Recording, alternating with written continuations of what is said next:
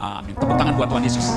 Silakan duduk saudara sekalian. Terima kasih kepada tim pemuji, pemusik, LCD, sound system semua yang mengambil bagian dalam pujian penyembahan.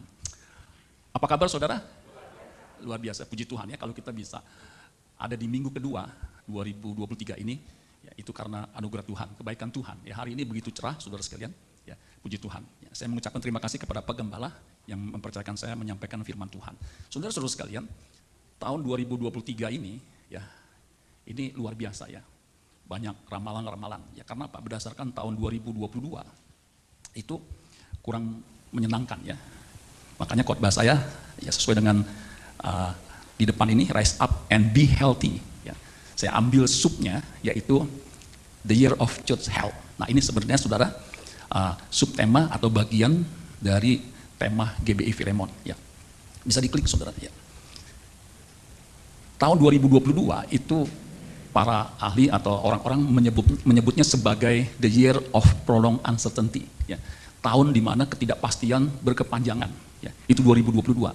Sebab ya, pandemi dimulai di awal tahun 2020, ternyata berlangsung penuh sampai 2021, dan 2022 mulai melandai, dan puji Tuhan saudara sekalian, ya, pemerintah mencabut PPKM.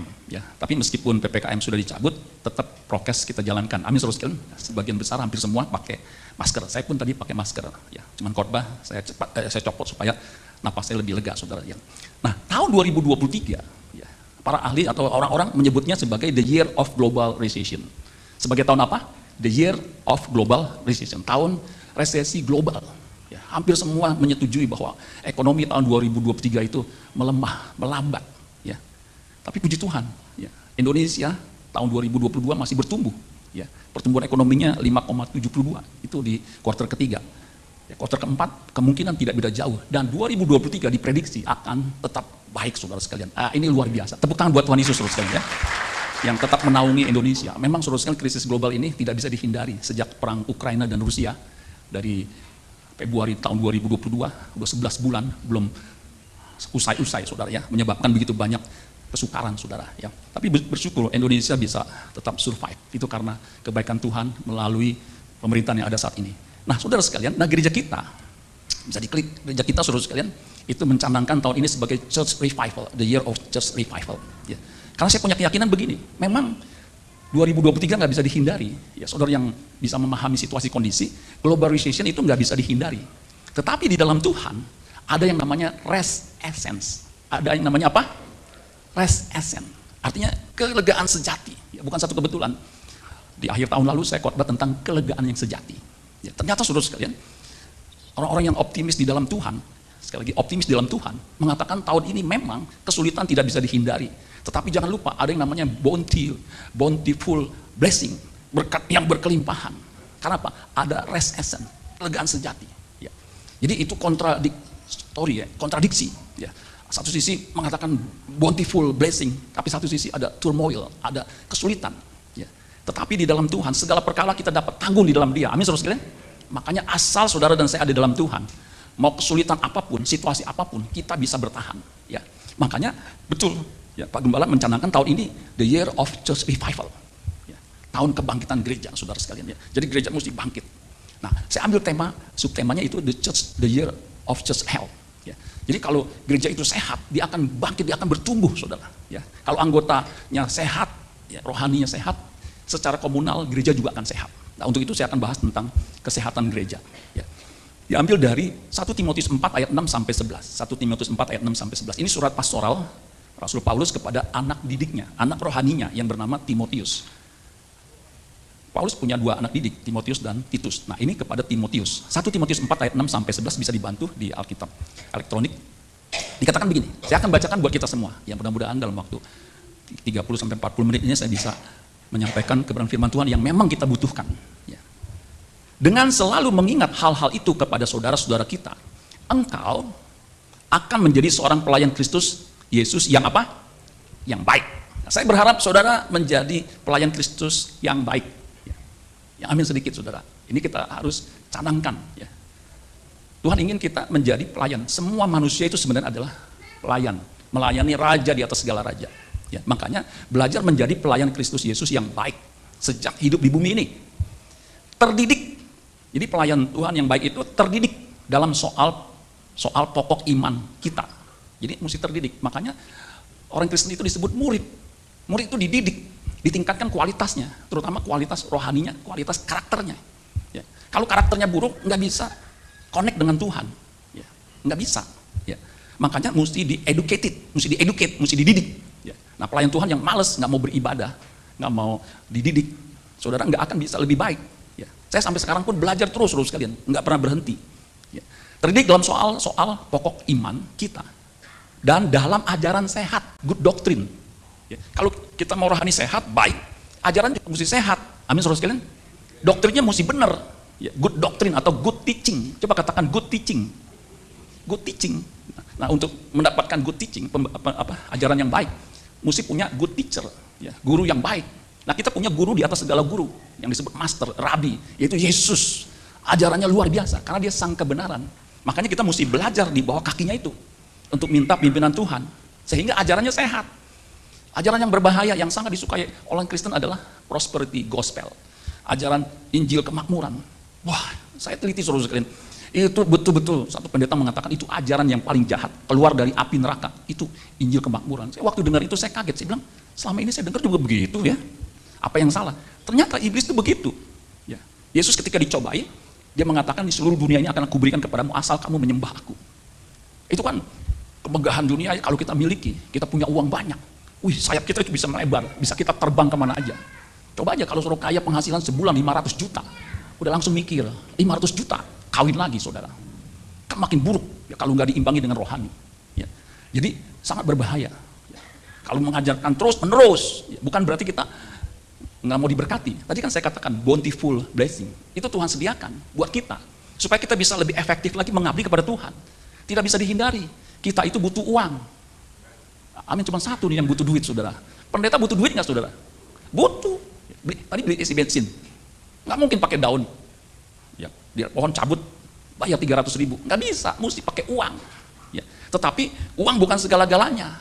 Ya, jangan sampai kita disesatkan dengan ajaran teologi kemakmuran ini. Ya, sampai kita melupakan yang esensi, ajaran yang penting, yaitu bagaimana kita bisa menyenangkan hati Tuhan.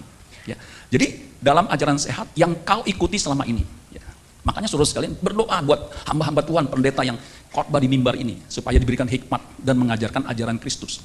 Tetapi jauhilah tahyul dan dongeng nenek-nenek tua. Tahyul dan dongeng nenek tua itu dijauhkan saudara. Ya. Yang kadang-kadang kita suka dengarnya, namanya dongeng. Dulu waktu saya kecil saya suka baca dongeng H.C. Andersen Christian Hans Andersen, C.H. Andersen. Itu kan berbunga-bunga ya, dari susah kemudian bisa jadi pangeran, atau susah kemudian bisa menikah dengan putri raja. Ya, itu dongeng saudara sekalian. Ya, itu mesti dijauhi. Latihlah dirimu beribadah. Ya, jauhi tahyul, dongeng nenek-nenek tua, kemudian latihlah dirimu beribadah. Nah, saudara, ini salah satu bentuk latihan supaya kita memiliki kesalehan. Beribadah di sini kesalehan. Ya, supaya kita memiliki kesalehan, kesolehan, ya, kesucian seperti yang Tuhan kehendaki. Standarnya kesucian Tuhan. Itu mesti dilatih. Ya, kalau saudara nggak latih nggak bisa. Kayak nyanyi pujian. Kalau saudara belum pernah tahu lagunya, suruh nyanyi nggak bisa langsung bisa. Harus dilatih. Minimal 50 kali nyanyi, baru punya kemampuan menyanyikan lagu itu. Ya, sama. Ya, untuk bisa hidup saleh, hidup suci, itu butuh latihan. Dan nggak mudah. Ya, untuk memiliki tubuh yang bagus, bahunya nggak turun begitu, itu butuh latihan keras. Nggak mudah. Apalagi memiliki perut yang rata. Bapak rata nggak? Saya tahan saudaranya. Itu nggak mudah, nggak asal tepuk-tepuk 3 kali sehari nanti kempes, enggak. Harus sit up, push up, begitu saudara sekalian. Ada yang mengatakan untuk mengecilkan perut itu nggak melulu harus sit up, push up, tapi seluruh tubuh mesti dilatih, nanti otomatis akan kempes, begitu saudara. Itu betul. Ya. Jadi latihlah dirimu beribadah. Latihan badani terbatas gunanya. Artinya apa? Terbatas dari sisi manfaatnya selama hidup di bumi ini aja. Memang kita butuh sehat. Kalau sehat, makan apa aja jadi enak. Kalau sakit, makan enak aja jadi nggak enak. Makanya kita perlu sehat. Jadi kalau sehat itu bisa menunjang kita untuk apa? Mengabdi kepada Tuhan sebagai pelayan Tuhan yang baik. Makanya dikatakan, ya latihan badani terbatas gunanya. Terbatas. Kita perlu latihan.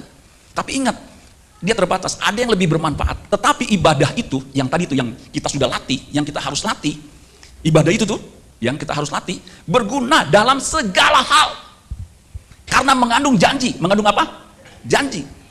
Baik untuk hidup ini maupun untuk hidup yang akan datang. Kalau saudara punya rohani yang baik, di marketplace, di kantor, di usaha, saudara akan diterima baik. Karena orang yang karakter baik, ya rohaninya baik, karakter yang baik, itu menunjang untuk kita bisa berprestasi, ya, bermanfaat bagi masyarakat, atau di mana kita bekerja atau berkomunitas. Coba orang kalau karakternya buruk, itu males deketinnya. Ya. Jadi penting saudara sekalian, ya, melatih ibadah itu penting. Bahkan harus kudu selama kita hidup di bumi ini. Makanya jangan sampai kita tidak beribadah. Itu salah satunya nih menghadiri ibadah raya. Ya, Pak Gembala mengatakan, ayo kita harus beribadah. Ya. Ayat 9, perkataan ini benar dan patut diterima sepenuhnya. Jadi tadi itu ayat 6 sampai 8 itu benar, harus diterima. Jangan didebatin, oh jangan begini. Enggak, terima aja. Amin saudara sekalian. Sepenuhnya. Begitu. Jangan setengah-setengah, gue kagak percaya nih pendeta ya. Mentang-mentang jasnya bagus ya baru begitu ya. Jangan. Terima dulu. Ya, cerna begitu saudara. Ya, karena ini benar dan patut diterima sepenuhnya. Itulah sebabnya kita berjerih payah dan berjuang. Tadi saya katakan, harus berjerih payah berjuang. Yesus pernah ditanya, guru, sedikit saja orang yang diselamatkan? Yesus tidak menjawab, sedikit. Enggak. Dijawab, berjuanglah, masuklah melalui pintu yang sesak itu. Jadi butuh perjuangan. Amin saudara sekalian, untuk hidup berkenan, hidup suci. Paulus berkata, 2 Korintus 5 ayat 9, aku berusaha hidup berkenan, harus usaha. Ya, nggak bisa otomatis dengan sendirinya. Ya.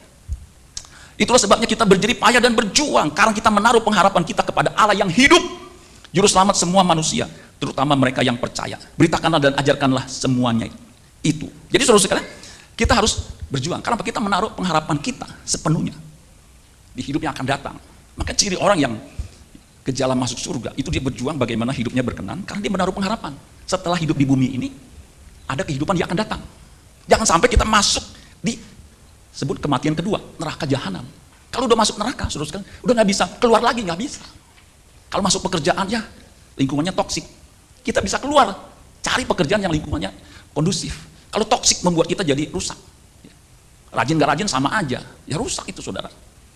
Kita bisa keluar, tetapi kalau udah masuk neraka, remet Tuhan. Saya mau keluar kembali lagi supaya hidup benar, jangan masuk ke sini. Karena masuk neraka itu nggak sehari, 2 hari, sebulan, 2 bulan, setahun, 2 tahun, selama-lamanya. Makanya sangat penting saudara sekalian, bagaimana kita fokus membenahi diri ini. Amin saudara sekalian. Banyak orang terlena dengan apa? Dengan fokus bagaimana kita bisa kaya. Tapi kalau kaya. Ya. Kaya itu kan relatif saudara sekalian. Mau berapa kaya? Dulu, berapa puluh tahun lalu saya pikir kalau gua punya 500 miliar, 500 juta, wah itu udah cukup. Sekarang 500 juta nggak bisa beli rumah di perumahan. Nggak bisa. Berkembang terus. Nanti kalau saya punya 50 miliar, baru saya kaya itu. Enggak juga. Ya. Ada orang yang punya uang 500 triliun, tinggalnya di Kalimantan. Saya bilang ini dagelan apa? Orang kalau punya 500 triliun itu masuk golongan orang terkaya di dunia. Ya. Ternyata itu dagelan saudara sekalian. Nah, jadi saudara sekalian, makanya saya ingin kita fokus kepada rohani kita.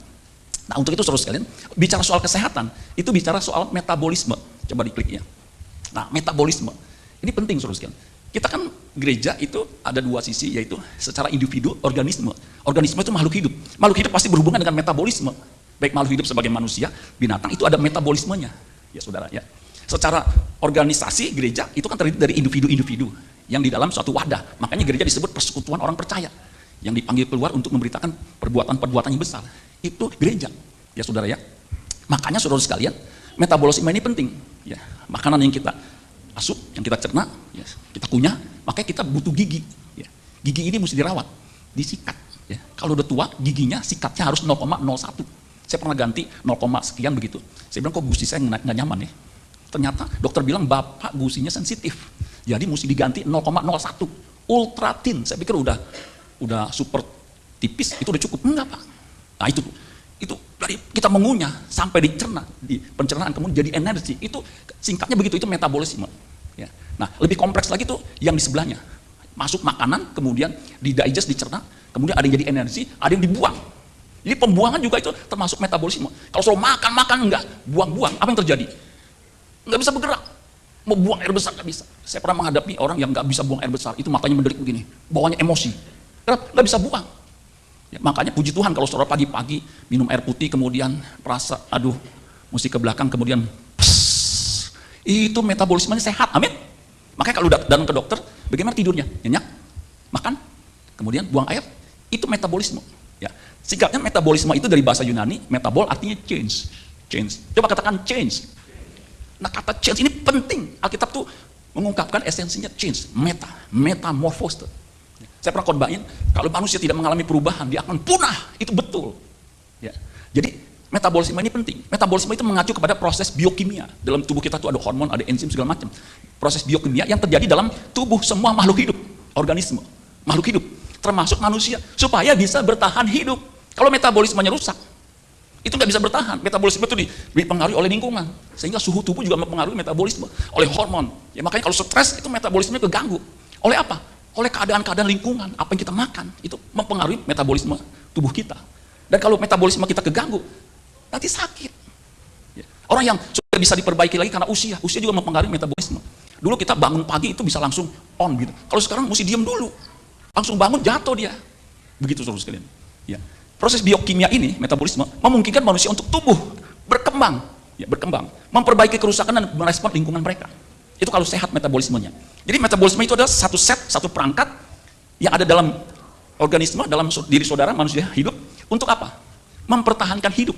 Jadi reaksi kimia yang ada dalam diri kita itu harus digunakan bermanfaat untuk mempertahankan hidup. Kalau saudara metabolismenya rusak, makan langsung kebuang, nggak dicerna lagi, nggak jadi energi, rusak. Saya pernah menyaksikan orang udah susah cuci darah, jebol, mesinnya nggak kuat. Kenapa? Ini udah terlalu encer, jadi percuma, nggak bisa menghasilkan darah yang bisa mengalirkan oksigen. Jadi di stop, karena udah kelabakan begitu. Dikasih obat satu pilnya itu 750.000. Pikir untuk menghentikan pendarahannya, jebol. Harusnya kan obat itu menolong untuk mempercepat kesembuhan, nggak bisa. Nah itu metabolisme yang udah memang nggak bisa diperbaiki. Ya. Next, jadi saudara sekalian, metabolisme itu cara kerjanya memang kompleks. Nah, kita kan bukan pelajaran teologi, kita bukan pelajaran biologi.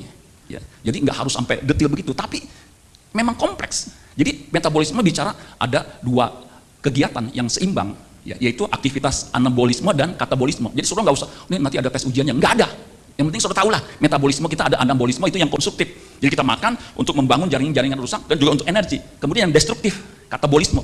Jadi molekul besar dijadiin kecil sehingga jadi cadangan sehingga bisa digunakan untuk ya, persediaan proses anabolisme. Begitu saudara, bolak-balik. Itu secara simultan. Ya, luar biasa. Karena metabolisme itu proses ketika tubuh mengubah makanan dan minuman. Makanya metabol itu dari kata change, metabol yang dikonsumsi, dicampur sama oksigen. Itu kan luar biasa saudara sekalian. Ya. Jadi pendek kata kita harus memperhatikan ya, tubuh kita itu metabolismenya. Ternyata saudara, kerohanian itu juga kita analogikan seperti metabolisme yang kita harus perhatikan. Karena kesehatan fisik tergantung metabolismenya. Ya, makanya kita harus memperhatikan. Ya, next.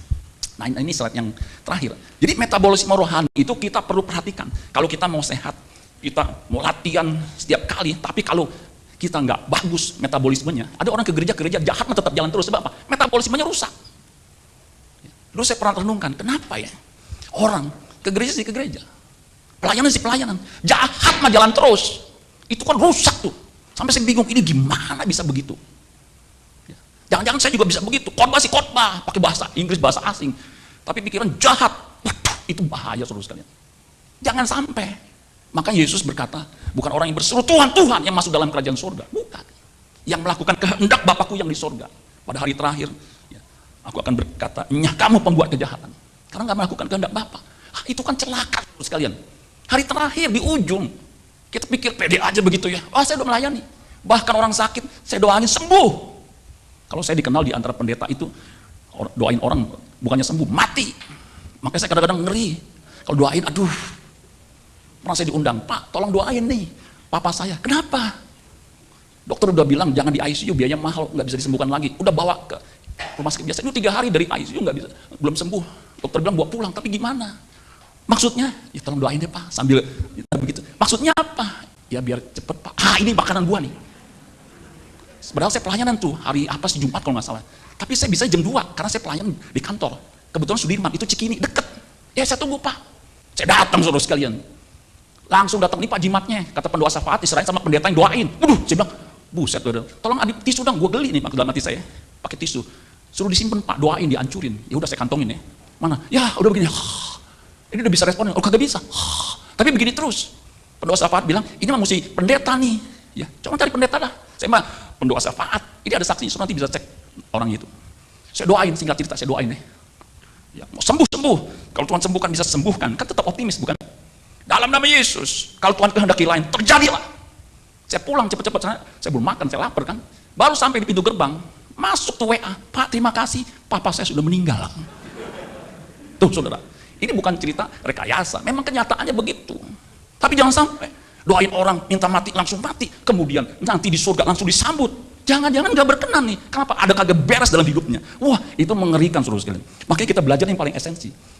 Metabolisme rohani kita itu rusak. Itu karena memang kodrat dosa. Kodrat dosa dia dalam diri kita. Di dalam. Jadi sulit dilepaskan. Kita ingin melakukan yang baik, yang jahat aku lakukan. Paulus bilang, Martin Luther mengatakan, non posse, non pecare, tidak bisa tidak berbuat dosa, cenderung jahat. Kejadian pasal 6, ayat 5, ayat selanjutnya. Kecenderungan hatinya jahat, itu kodrat dosa. Sehingga apa? Metabolisme rohaninya susah ini. Ingin melakukan yang baik, yang jahat dia lakukan. Kan kurang ajar tuh. Kok bisa begitu? Memang begitu. Makanya berjuang untuk bisa hidup benar itu bukan hanya susah, bukan hanya sukar, mustahil. Susah, apalagi zaman now begini.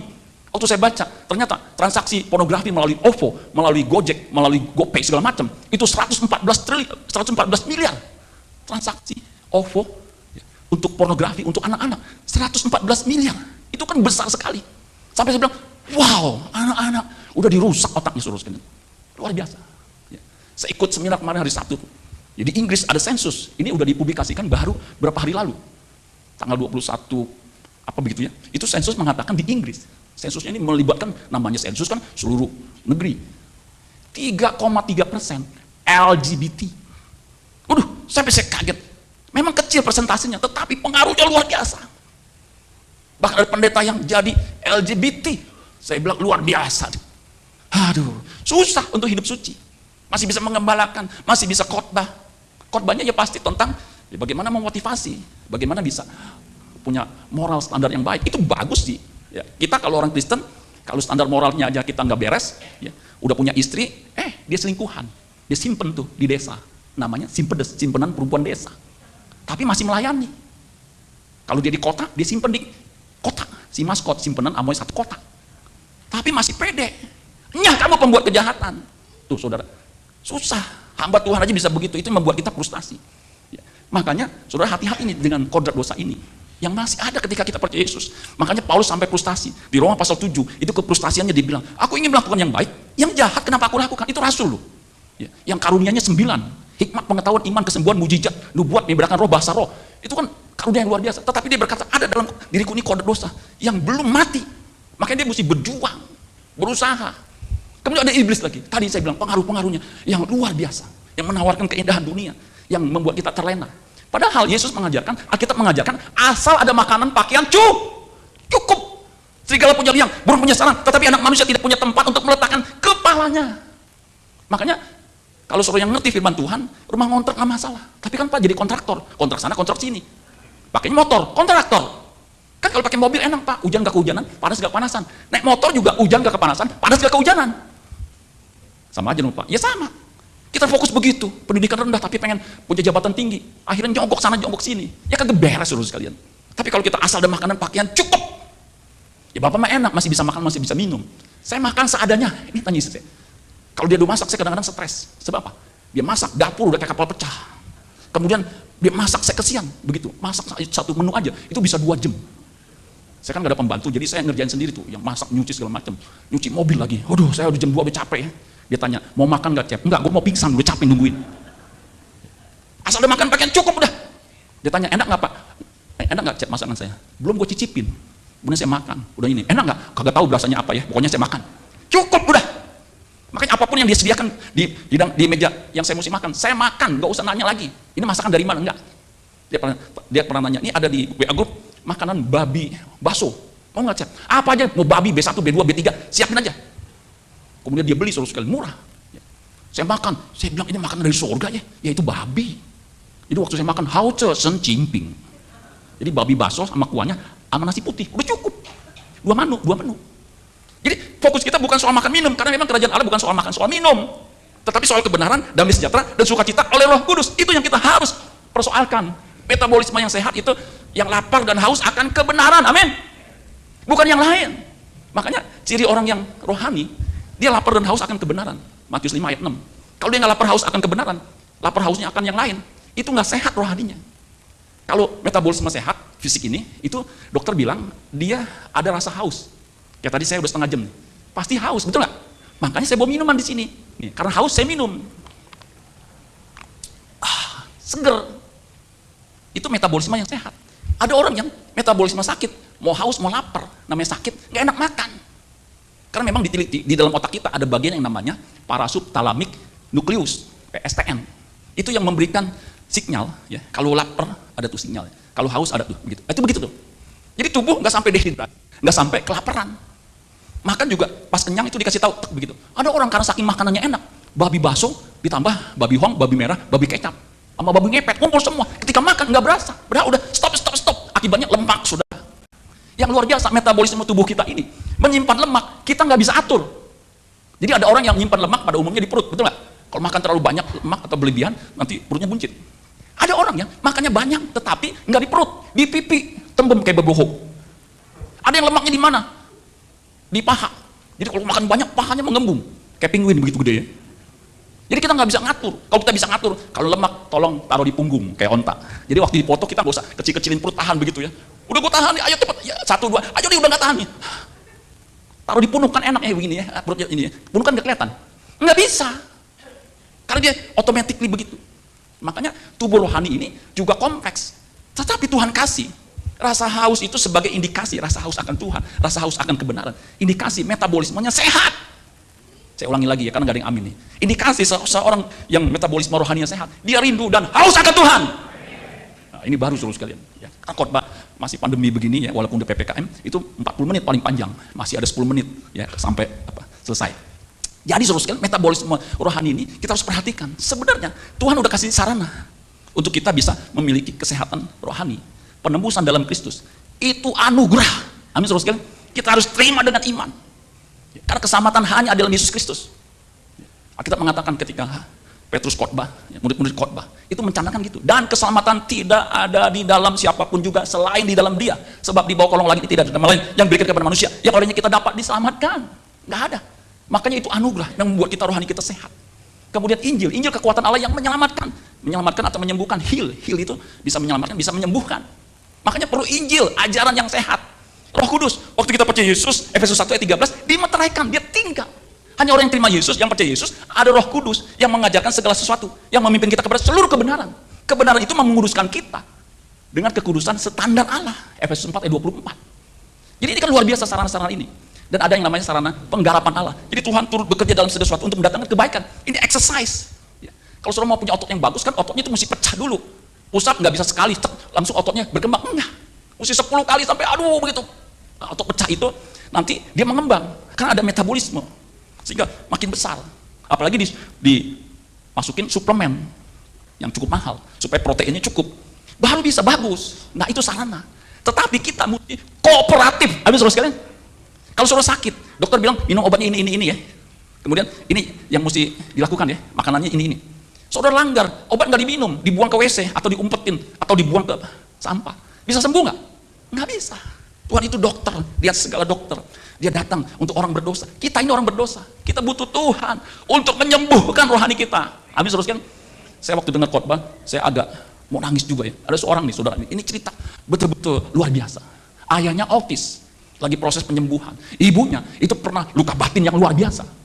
Ya, jadi emosinya nggak stabil. Pernah dia kerja di kantor, dia ngamuk. Itu laptop bosnya dibanting di depan matanya, sampai dipecat. Kemudian anaknya udah autis, karakternya buruk. Di sekolah, aduh, udah gak punya harapan. Pernah dipanggil sama gurunya, ini tolong deh jangan sekolah di sini. Kenapa? Saya diludahin. Mama jawab, bapak masih bagus, cuma diludahin, nggak dibunuh begitu saudara. Waduh, ini anak gimana ya? Ketika dia, jadi kalau sekolah paling 3-4 nilainya, paling tinggi 5 begitu. Nah 3-4-5 gimana saudara sekalian? Ya. Tapi lulus juga SMA, dia menyadari, aduh, saya kalau kayak begini gimana saya? Jadi autis, rumah tangganya seperti itu, nggak kaya amat. Kalau kaya mungkin bisa diiniin pakai hormon, pakai suntikan segala macam. Tapi dia punya kerinduan, Tuhan tolong saya jadi orang berguna. Dia berdoa, dia datang sama hamba Tuhan. Nasihat hamba Tuhannya ini memang aneh. Dia juga bilang, masa mesti dinasihatin begini? Kamu udah sekolah di Singapura aja mandiri. Tuhan berkata begitu. Ya, gimana Ibu Pendeta? Saya di sini aja kagak bisa survive. Kamu taat aja. Namanya advice dari dokter, segala dokter. Dia ngomong sama mamanya, mah gimana? Ya, lu ya, kita udah susah, lu bodoh, sekolah Singapura, mau jadi apa lu? Ya udah deh. Ke bapaknya, ya, gua autis, gua susah, nggak punya duit, udah kagak bisa, udah di sini aja. Tapi dia masih bertekad, udahlah, apa aja, pokoknya asal ada tiket dia pergi. Dia ngomong sama omanya, oma saya mau ke Singapura. Omanya selama ini pelit. Sini ada omanya pelit, nah ini kayak gini. Tapi kali itu dia tulis cek cukup besar. Nih, buat lu. Dia sekolah di sana, dia ibadah, dia mau diubahkan. 2 tahun dia kelar. Sampai orang-orang bingung, kok bisa ya? Ternyata apa? Dia punya kehausan, kerinduan bagaimana bisa diubahkan. Ketika dia taat, diubahkan. Amin, saudara sekalian. Sama, kita kok mau melakukan yang baik, jahat. Mau hidup kudus, aduh malah kudisan saya ini. Tapi karena bertekad terus ada belas kasihan Tuhan. Tuhan mengubahkan. Kalau yang tadi aja nggak punya harapan untuk bisa masuk surga, untuk bisa survive di bumi aja nggak bisa. Apalagi masuk surga lebih jahat begini. Tetapi ketika punya kerinduan rasa haus akan Tuhan, Tuhan bisa ubahkan. Yang amin cuma bagian sini nih. Kalau kita punya rasa haus, punya keinginan hidup dalam kebenaran, itu Tuhan bisa ubahkan. Tekad, komitmen itu sangat penting. Istri saya ikut Zoom meeting, resolusi. Betul, resolusi itu penting. Apa yang kita harus kerjakan? Saya bilang resolusi kita cuma satu. Bagaimana kita bisa hidup sempurna seperti Bapa, hidup seperti Kristus. Itu harus punya tekad yang kuat. Nggak bisa enggak. Kenapa susah untuk bisa hidup berkenan? Metabolisme kita udah rusak. Tapi puji Tuhan, ada sarana yang bisa memungkinkan kita dipulihkan. Dan asal kita mau kooperatif. Makanya harus kita punya kerinduan akan Tuhan, kerinduan akan kebenaran. Dan itu tidak bisa terjadi dengan sendirinya. Kalau rasa haus, kayak saya ini udah mulai haus nih. Ini otak perintahkan, minum. Saya minum kan?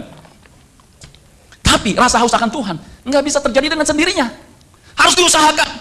Bangun pagi Tuhan. Saya masih ngantuk tapi saya mau Tuhan. Tolong aku. Terus. Ya, males ke gereja, ini hujan enaknya tidur nih. Aduh, ini masih mending. Bangun. Mesti baca Alkitab, baca kitab suci, doa tiap hari gimana? Lakukan.